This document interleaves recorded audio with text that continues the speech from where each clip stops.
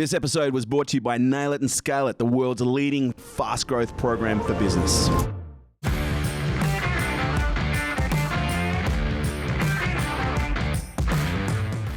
All right, ladies and gentlemen, Robert Tadros is an award-winning entrepreneur, philanthropist, and the founder of Impressive Digital, Australia's fastest-growing performance marketing agency, according to Deloitte 2020 Tech Fast 50. In just 5 years, Rob has built an impressive team into 70 people across Australia and the US, with forecast turnovers to be over 16 million by 2021. He is also the host of Growth Masters podcast and has achieved several individual recognitions, including Best Entrepreneurial Talent at 2019 MumbrellaNext Awards, and finalist for the 2019 CEO Magazine Startup Executive of the Year Award. Ladies and gentlemen, please welcome to Unstoppable, Robert Tadros. Welcome, mate. Thank you, mate. It's great. What an intro. Jeez. Mate, you just got to live up to it now, mate. So, mate, you're in lovely Melbourne, right? I am, mate. I am. It's fucking freezing this morning, but it's, in lovely Melbourne. In lovely Melbourne. Well, it's probably about 6 degrees, is it? I was about 4 this morning when I was taking the little man to school, but, here we are. It's probably about 6 now. It's gone up a couple of degrees. Complaining in Byron Bay. I think it was like 15 degrees this morning. I had the fire on. So, mate, I can't hold a candle to that. Definitely wouldn't be complaining if I was you. Yeah, mate, I can't. The only thing I can complain about is how many people from Melbourne are actually in Byron Bay right now. It's nuts, mate. This isn't even in Byron Bay anymore. It's basically like the most northern suburb. It's the most northern. It's probably the farthest suburb on the northern beaches we have from Sydney. Yeah, it's now called Byron Bay. It used to be Palm Beach. It's now Byron Bay. So, mate, listen. Thanks for coming on. Keen to have a little bit of a chat. So, but something I ask every guest when they come on, mate. Because it's a question I hate probably more than any other question is. You're at a dinner party, you find yourself in a social situation where you don't know anyone else there. There's maybe 8 people at this table. And as you sit down to have a meal, a beautiful degustation, and for everyone to get to know each other, the room goes silent. The attention turns to you and someone says, "So, Robert, what do you do?" How do you answer that question? I've got a couple of ways actually now how I answer that question, but probably the most suitable answer here is, and it's interesting you asked this question, right? Because I did a bit of work around finding my purpose and finding my why. Probably about 18 months ago. Because everyone looks at Rob, even per the intro that you've just done there, and everyone thinks Impressive Digital, right? Performance agency, Deloitte Fast 50. And I'm like, this is not what I'm known for. This is not why I get up out of bed each day. So for me, my biggest, what I do and the reason why I love what I do is working and supporting those around me for them to really find their passion and what they're excited for in life, right? I'm an architect turned marketer. Right, which is a story we could get into, mate. Yeah. So, wow. At the age of 19, all my mates are, working at Macca's and KFC. And I thought to myself, I'm better than this, right? I got to go find something else to do with myself. Started my first e-com businesses, sold it for a bucket load of money. And I just sort of fell into the game because I just loved it. How old were you when you started your first e-com? I was 19. And what was that? Built a supplement brand. I was importing products from the US into Australia, right. Just white labeling them, right? So I was getting these white bottles and I'd throw my label on them. Mum and dad are in the back packing boxes, right? What year is this? This is early 2000s, right? Okay, yeah. What was the brand? Is it something I know? Yeah. Boost Vitality ended up in Priceline. Yes. Okay, yeah. So built a brand, at the age of 22, I sold it for a few million. In hindsight, I probably would never have done that again. But hey, you live and you learn. So built this business. What do you do though when you find yourself at 22 with a pocket full of cash and nowhere to and nothing to show up? Or did you have a buyout period where you had to stay in the business for a period of time, or were you basically locked and loaded and got out? No, they gave me the options. I didn't want to know. I didn't want any handcuffs at the time, right? I'm young, mate. I was young, dumb, with a big golden ticket in front of me, so I took it and ran. What do? You spend a lot of money on stupid shit. Yeah. Right? Yeah. You have to, right? It's the rite of passage. This is what you do, right? And if it wasn't for my old man going, no, give me X amount and I'm going to go and invest it for you, I probably would have blown the entire amount. And it wasn't a small amount, right? So thanks to him, I ended up getting in the property game as well and, building a decent portfolio at the age of 21 and I'm still building it. So, you party a lot, you go overseas. I reckon I've probably spent 2 months of the year in Melbourne and the rest of it all over the world. So, Yeah, right. but lots of experiences, had some So great you were time. living large. You were at age 22, living large, but still doing some smart things on the side. I was still doing some smart things on the side, and it's not as rosy as it sounds, right? There was always some challenges along the way, and all the rest of it. And it was probably later on, actually, after I came back from all the partying, I was like, shit, this is not actually sustainable. This life, I got to try and find something to do with myself here. And so what happened there? Like, where did you go? What did you look at? Yeah, so I came back and I thought, because I hear that a lot, but I guess 22 is one of those ages. Most people don't sell a business until their 40s, if they're lucky. But to sell a business at 22 and have a pocket full of cash, it's kind of like one of those tricky situations. You've got money, but you've also got lack of direction because you've got everything that you want at this age. You can kind of go anywhere. Well, that's exactly right. Look, I came back and I thought, shit, the bank account is starting to run pretty low. I better go out and try and do something with myself here. And look, I was studying architecture at the time, and I thought I kind of like this tech online world, right? And Google was just starting to emerge. Like this is early 2000s, right? Where you could literally like throw some keywords at a page and the thing would just rank, right? Yep. And I started building a couple of like online businesses. I was sort of learning on the tools, and then I thought, okay, so what have I got? What experience do I have here? I've sold a business. I'm starting another one. I don't really have any business acumen. The only business acumen I ever developed was going through the sale. So I thought, well, I better go out and try and find myself a corporate job. I thought it was probably the best way to learn. Anyway, what was supposed to be a 5-year, experience ended up being 8. But I'm thankful for it because I probably taught me a lot of what I know now. And I proved that I was still in for this, for this run. I had this love for marketing, right? So it kind of validated the love for the space. Then I decided, all right, well, I've got the corporate experience under my belt. I've sold a business at a young age. Now what do I do with myself? I jumped out and I decided to go into the agency landscape. It was like the new hot thing, right? If you worked in an agency, that was like the sexy thing to be in. So I went into the agency space, was in that for a few years. And then I thought, there's probably one more experience I need under my belt to be able to go out and run my own thing. Right? I knew I wanted to do my own thing, but there was just one last piece missing, and that was client side. I wanted to sit on the other side of the table. Right? I wanted to sit in that client seat and understand their thinking and how they work. So I went out and got a client side job for 3 years. And the 3rd year mark, I thought, you know what? I'm ready. I'm ready to go take on this world. Right? I built all this experience from sitting at different, I call it the golden triangle, right? From different seats at the table. I thought, you know what? Got it in me. I'm going out there. I'm going to start my own thing. So I started my first business, and that's impressive. Has grown quite substantially over the last 5.5 years now. We're a team of 75 marketers here out of our Melbourne office. We've opened up an office in Austin. It's got five of our guys over there, and things are going pretty well. And you guys classify yourself as performance marketers. And so for someone who's maybe never heard that term before, what's the distinction?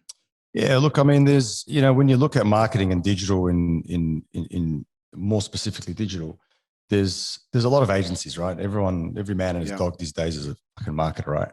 So, there's creative agencies, there's brand agencies, there's Facebook agencies, there's SEO agencies, there's AdWords agencies. We kind of we paved our own path and now refer to ourselves as a performance agency. It was really driving business performance, right? So if we can't make an impact on a client's P&L, we're out. We haven't done our job, right? We live to really move marketing from an expense to an investment, And I'm sure you know this yourself, Kerwin, right? Like you sit in any board table, mate, when they're trying to cut costs, one of the first line items I look at is marketing.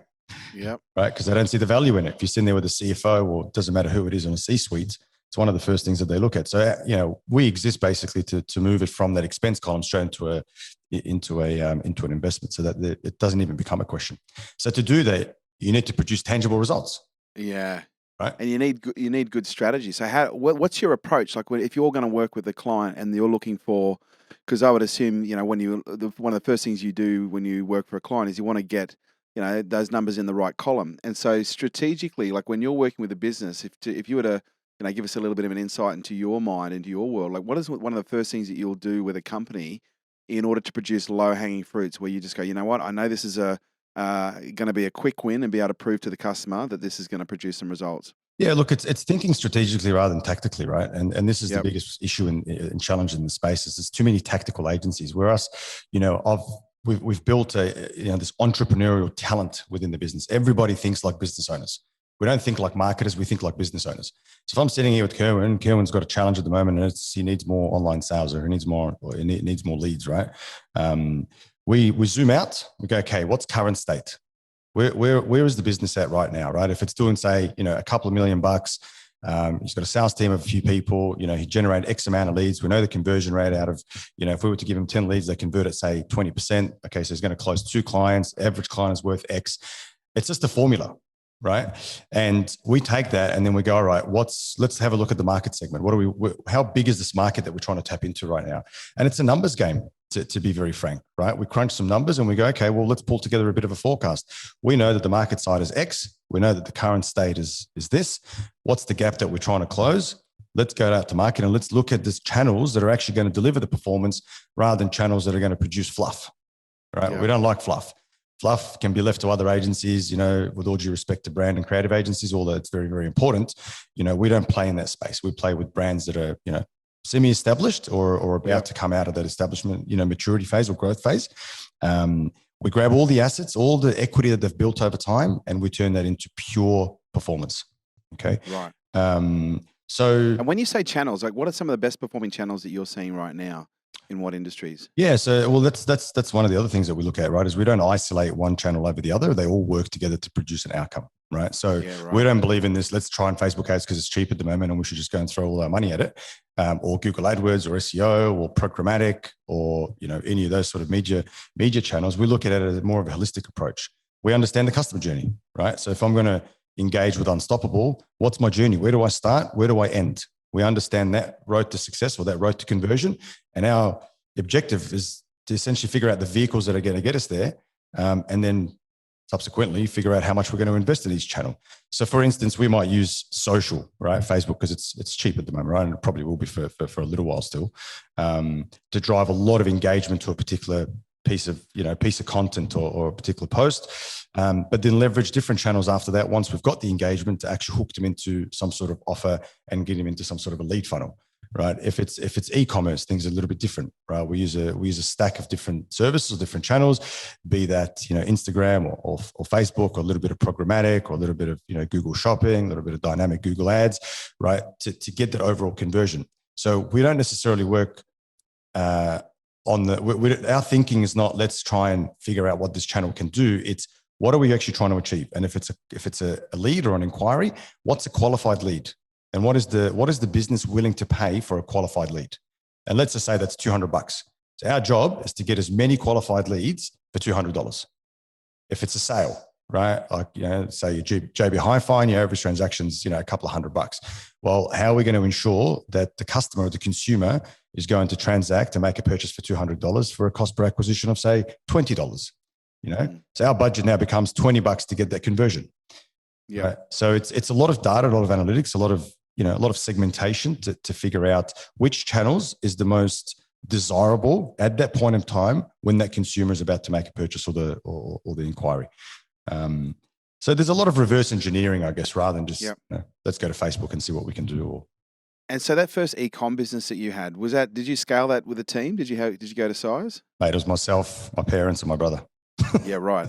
And so now with the business that you're in now, and I'm going to assume with the corporate stuff you've done, you've been exposed to teams and culture and leadership and all the all the softer stuff. Yep. But what are some of the biggest challenges you've experienced? Because I don't think this is agency based. I think this is business based. I think just because you're in the the digital performance space, what I've discovered is you will be having very similar problems to someone even in some cases in a mining space. 100%. So, you've gone from yourself to 75 people in a highly competitive environment where, talent is probably, at a premium commodity at the moment that is very hard to acquire that knows what they're doing, especially in the performance space. You've achieved 75, but what have been some of the bigger challenges you've experienced as you've grown and as you've scaled the business? Mate, I'm glad you asked this question. And interestingly enough, I read your post yesterday. I was talking about staff versus talent, right? Yes, nice. And, I build this business with one rule in mind. And that rule is talent first, client second, revenue last. Because I'm a big believer that if you get the first two right, your revenue will come. Right? It's the cherry on top. Where I find in the business world in general, and even having gone through this experience myself, you burn people, they will burn your clients, and you will not. You'll just be churning and burning through your revenue. Right? You're never going to be able to hit good profits or good revenue numbers. So finding talent, as you said, is very, very hard, and especially in our space at the moment. They're in demand. We're seeing a bit of a shift in the marketplace from a lot of really good talent that have been, I guess, somewhat headhunted and stolen from agencies. Yeah. So it's been probably the biggest challenge for this business to date. Building a team of 10 was somewhat easy. Right? Obviously, you've got a network, a lot of people, and when you're starting something new, everyone wants to sort of jump on board and be part of it. But as we scaled and sort of doubled the team from 10 to 20, from 20 to 40, from 40 now we're getting into 80, things start to break. Right, including the culture and the people around the business. Right, the ship doesn't move as quickly as it used to, so you have to get very innovative. Right, you got to get very, you got to look for ways of doing things differently. Whether that be, how do you challenge your team to keep them around? How are you? Culture's not about, and we all know this, right? It's not about the fucking tennis table that's sitting outside. That's not what they're looking for, right? It's about how are you challenge them? What's their career progression? Do they see that there is a career progression in this business? Right? What sort of training are you providing to the team?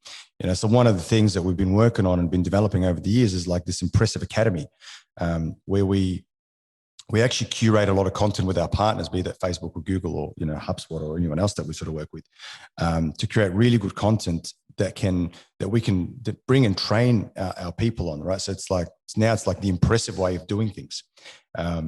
So we look at ways of, finding really good talent, as I said, is very, very hard. But when you get them, it's one thing finding them and another actually keeping them. Retention's everything. And in our space, the lifespan of an individual is probably about 2 years. Ours sits at about 3 at the moment. So it's so interesting though, but when you see businesses in general, they just don't place a high value on client retention or even talent retention. And it's in most cases, this is something I see, it's almost systemic. There's just not an overarching focus on it. No, because a lot of businesses, their focus is money, right? Just revenue on the door, and let's look at their bottom line. What are we achieving? And they don't care if they've been people along the way or clients, because there's more clients out there and there's more people out there. But that can only get you so far, right? It's not very sustainable. Right? It's not a very sustainable big business. Part of that retention is culture, and having a relationship with them that's contextual, that gives them what they want, but also challenges them at the same time. So I'm curious to know, like over the last 6 years, like what are some of the deficits that you identified in yourself as a leader that you were like, fuck, okay, clearly I'm missing something here and I need it. And what did you do about it in order to plug the hole? Yeah, it's an interesting question, right? So in our space, you get to work with all different types of individuals with all different types of behavioral traits, right? So we do a lot of disc profiling throughout this business just to understand, the different types of individuals and behaviors that we've got. I'm a very high DI. Right, like it's like a 95 and 98, right? So you throw me in a room with a CS, we'll probably burn each other, right? And I'm out of there very, very quickly. So one of the biggest challenges that I've had is like, how do I deal with someone that is polar opposite to me, right? How do I A, identify it, and B, adjust and adapt to them? Okay, so that we don't end up walking out of the same room. Or how do I portray a particular message or convey a particular message, right? So one of my biggest challenges as this team has started to grow is been able to adapt to the different personality types. That's number one. And two is even been able to identify it, right? Yeah, right. They call me the persuasive bulldozer. So I can, like I'll come into a room and just bulldoze over people. But over time, I've had to just tone it down, right? I have to bring it back and just be aware that it's not my way or the highway, right? And yes, if that's my behavior, I think although you might not be able to change your DNA or your behavior or your core self, you can be aware of who you are in a certain situation and take a step back and go, how would I normally react here? Okay, who's in the room? How can I now react towards them so I don't piss them off? Right.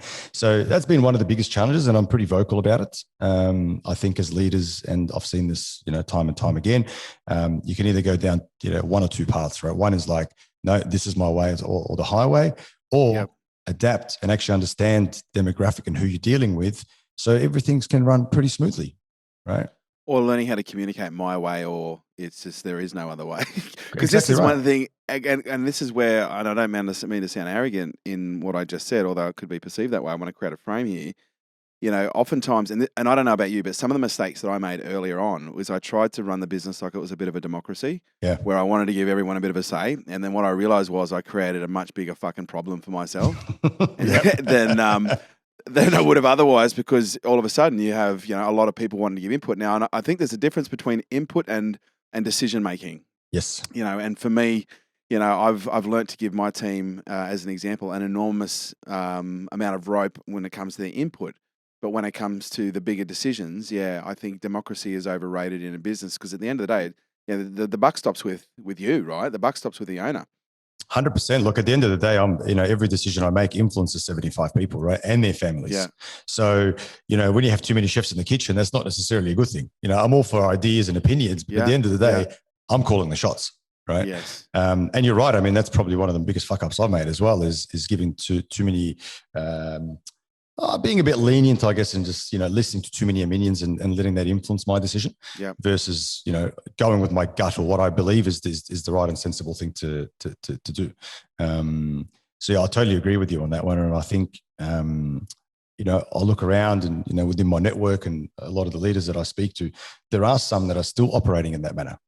Right. And I think that caused a lot of challenges, right? There's an irony in that, because as I said that, I started to challenge my own perspective on that. And it's like, because there are certain decisions that we have to make, which are the big ones. But, and again, you're at 75 now, so you're probably, having this experience yourself. There are certain decisions that you're making right now that, although are important, at some point you would hope that you don't have to make them. And I guess that's more of my question. Like, what is your goal for scale? Like, is your goal for scale to get yourself completely out of the business? Is it to build this one up and trade it, to acquire others? What's where are you thinking of going? Yeah, look, it's an interesting question, right? I mean, for me, I've already had a couple of bigger agency groups come and knock. I'm not done yet, right? I'm learning a lot. For me, I mean, look, frankly, it's not really even about the money, right? I'm just learning every day. I'm learning something new, whether that be something that is within our space or within the business world, right? Of course, I'd be lying if I said and say another 5 years from now, someone came knocking with the right price that I wouldn't sell. But who knows, right? The reality is I don't know. But my biggest objective here is building something unique and something that is very different. As you can ask anyone out of the 75 people that have worked in this space, they come in and I tell them, like, this is different. Right. And they go, yeah, fuck, we've heard that before. Right. Yeah. Give them 30 days in the role and they're coming in and they're like, fuck, you weren't lying. This is different. Right. Yeah. It's unorthodox. We don't do things the way that other agencies do. Right.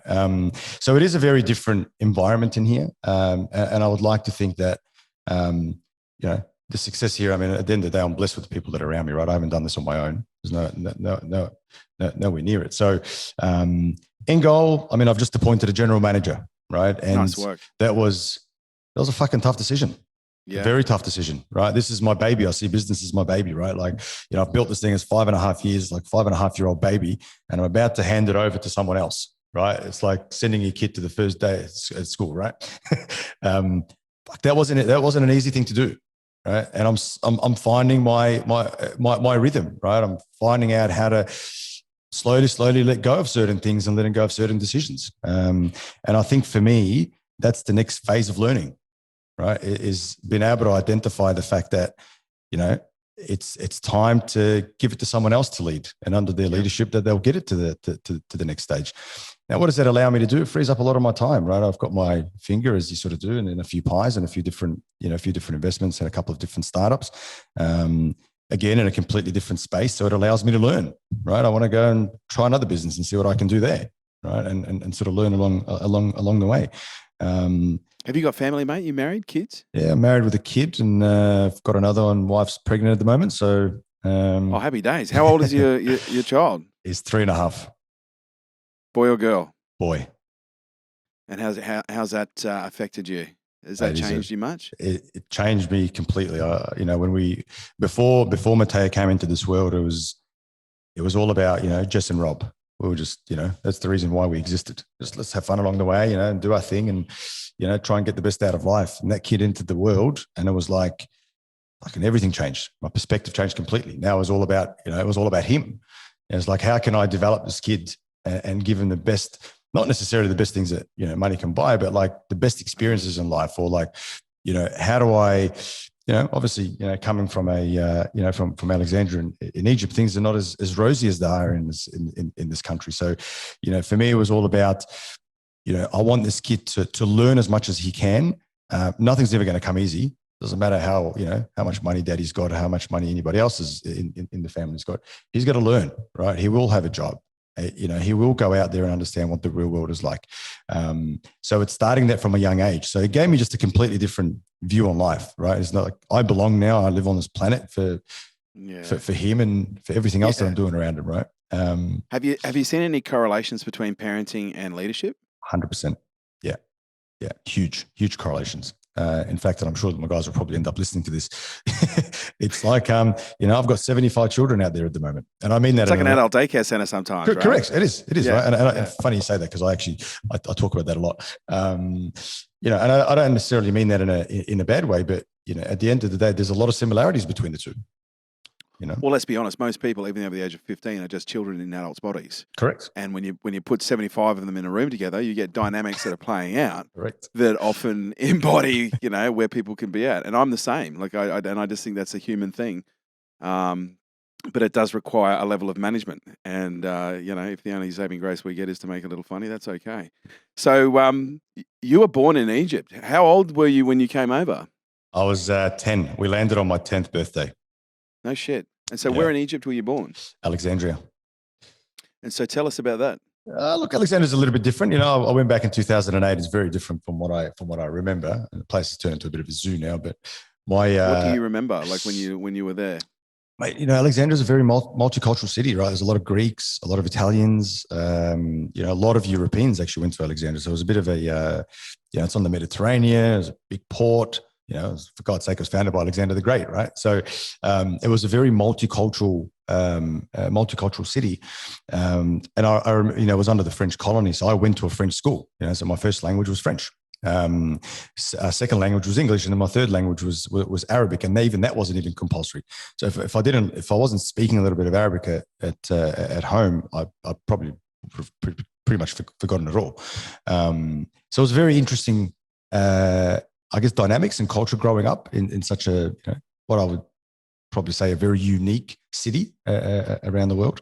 Now things have changed a lot, and as I said, I've only gone back since 2008. Haven't been back since. But I think the country's to some degree probably deteriorated a bit, and it's not what I remember of it back then. I remember a lot of palm beaches and awesome water and having a lot of fun with mum and dad.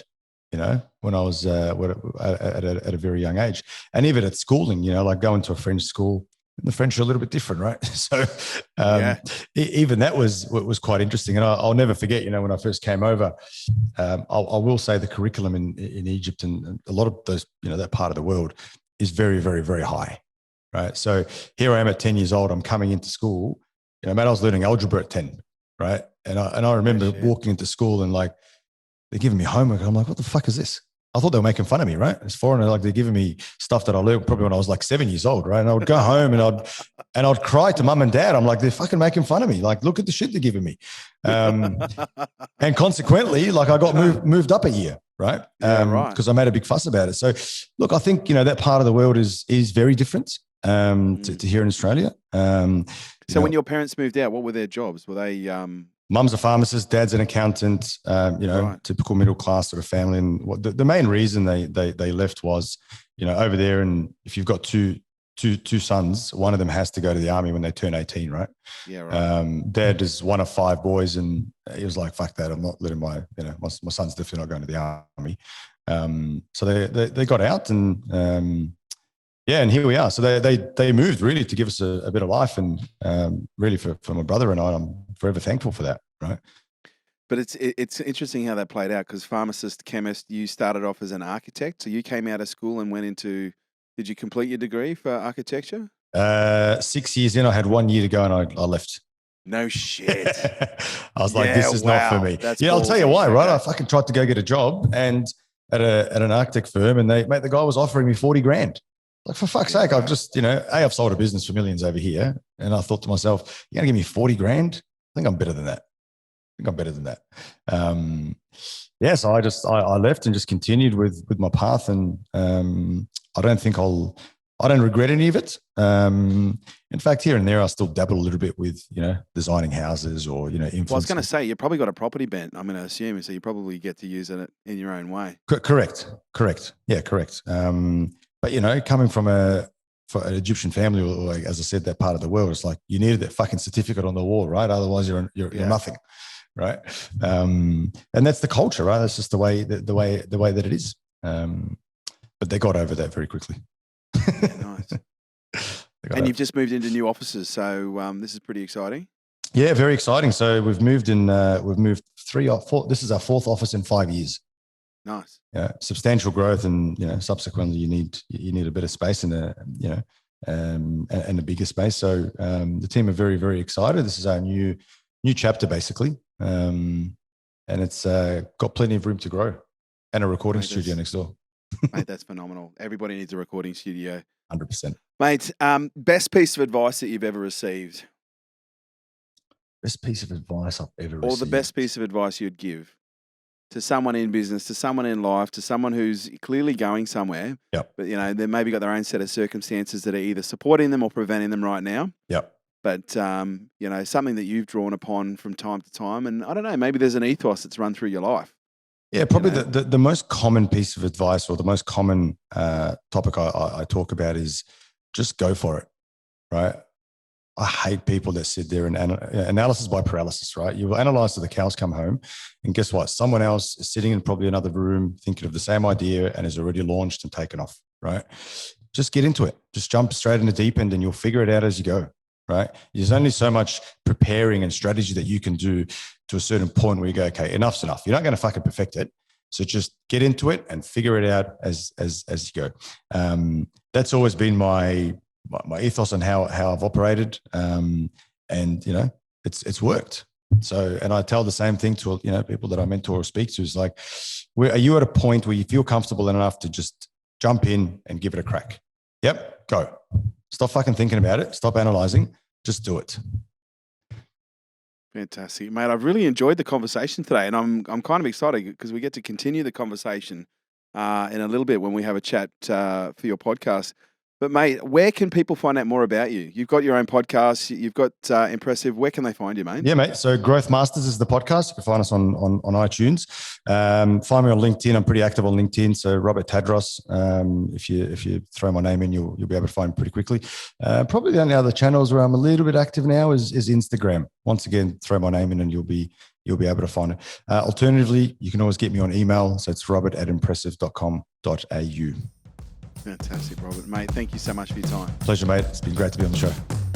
Ladies and gentlemen, Robert Tadros. You've been listening to Unstoppable.